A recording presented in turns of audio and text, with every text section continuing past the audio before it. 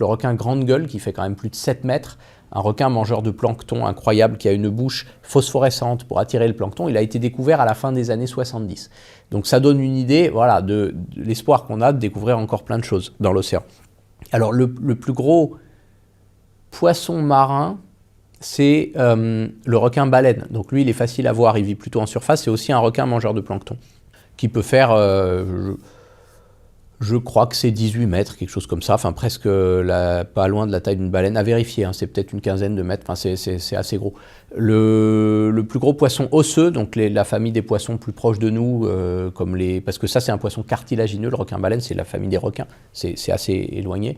Le plus gros poisson osseux c'est le poisson lune qui peut faire 2 tonnes, c'est quand même gros aussi. Pareil, c'est pas un mangeur de plancton, mais de méduses, de gélatineux comme ça, donc il vit assez tranquillement, on va dire. Après, le plus gros animal de tous, c'est pas un poisson, parce que en fait, un poisson, la plupart des poissons, à part quelques exceptions comme le thon rouge, ils ont le sang froid.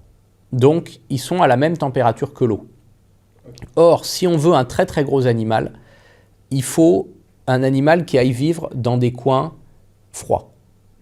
Parce que c'est là, près des pôles, qu'il y a du jour pendant 6 mois par an, et donc qu'il peut y avoir des gros blooms de phytoplancton, des gros développements de nourriture en fait. C'est beaucoup plus nutritif près des pôles que près de l'équateur, l'océan.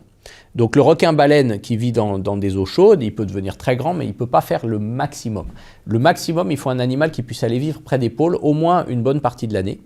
Et un animal à sang froid qui ferait ça, son métabolisme serait ralenti par le froid. Donc il ne serait pas efficace pour aller faire ça.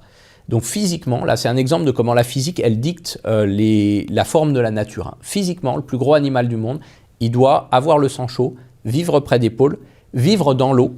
Hein. Ça ne peut pas être un dinosaure ou un éléphant parce que sur Terre, la gravité limite la taille des animaux. Pourquoi? Parce que la section des os, elle évolue plus lentement que la masse de l'animal. La masse de l'animal, ça évolue comme le cube de la longueur. C'est un volume, tandis que la section de l'os, c'est une surface, ça évolue comme le carré de la longueur. Et donc, en fait, si vous augmentez la taille d'un animal à proportion, au bout d'un moment, il va se casser, les os vont se casser. Même un éléphant, ça ne peut pas sauter un trottoir, un éléphant. Vous ne verrez jamais un éléphant qui saute, ça ne peut pas, ça se casserait les os. Donc, ça limite totalement la taille des animaux sur Terre, ce phénomène. Donc,